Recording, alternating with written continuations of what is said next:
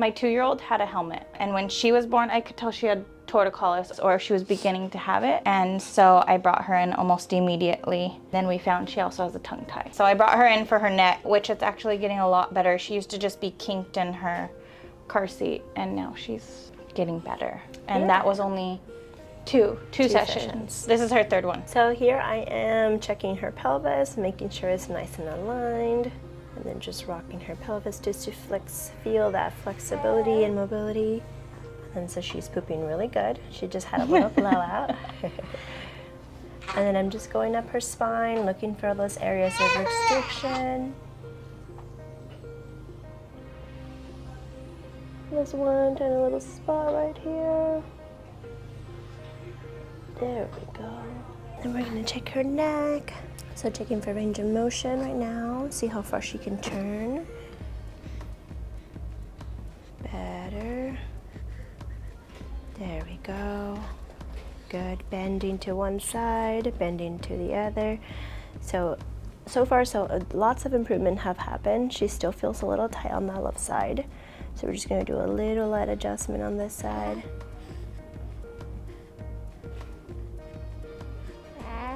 There we go. And then just creating mobility. And then one on the top. C1. There we go. And then just a slight little up. There, good little stretch. Perfect. Then I'm gonna do some mouth work on her because she does have ties. So we're just gonna go sweep alongside the gum. So ties, there's different types of ties. There's a lip tie right in the middle. There are buccal ties, so cheek ties is the other word that we can think about. And then there's a tongue tie, and there's several different types of tongue ties, so anterior, posterior tongue ties, and then they're graded as well as far as like severity. And so a tie will never come untied. However, we can help it from not getting any tighter. And right here, I'm just checking for her TMJ, making sure that those muscles stay nice and loose, and so she can suck, swallow, and breathe or feeding from her bottle. Here, just checking her suckle, and it's getting much better. She's not chomping anymore. It's getting better. Yeah, and she's using her tongue. Just had 3 ounces, but she's acting hungry again. Yeah, she might be going through a growth spurt. Yeah. And then the roof of the mouth is also super important. You want to make sure it's nice and arched from the left to the right, and from right to left, and then from the front to the back.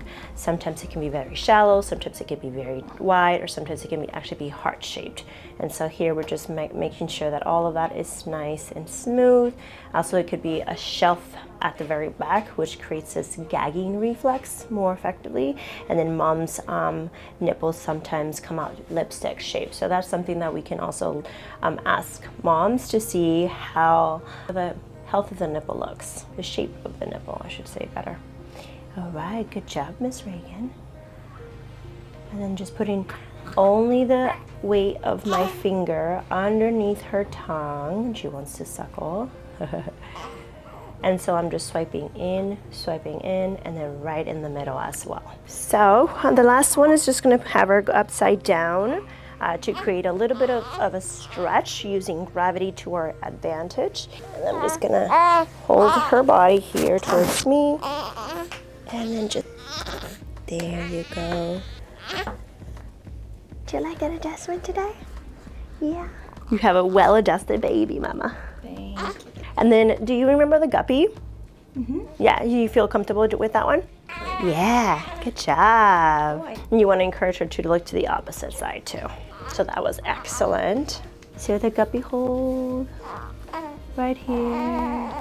See how she just automatically turned to that side? Oh, so, and then you're encouraging her to turn her head. Yeah. It's not just all the way straight back. Yeah, there you go. So see how she's just leaning into it, just like that. And then my fingers are right at the tip. And then if I just guide at the base of her neck. Yeah.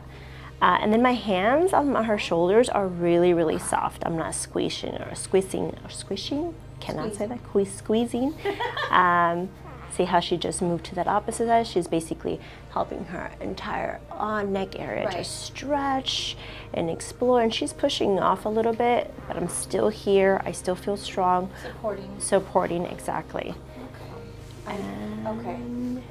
I thought it was just like straight. There we go. See, there we go. And I think she's getting over it, so I'm just gonna give her a little break. And that is the Guppy to help relax all those muscles in through here and just help her open up her chest. Because we were like this for a long time, huh? Yeah.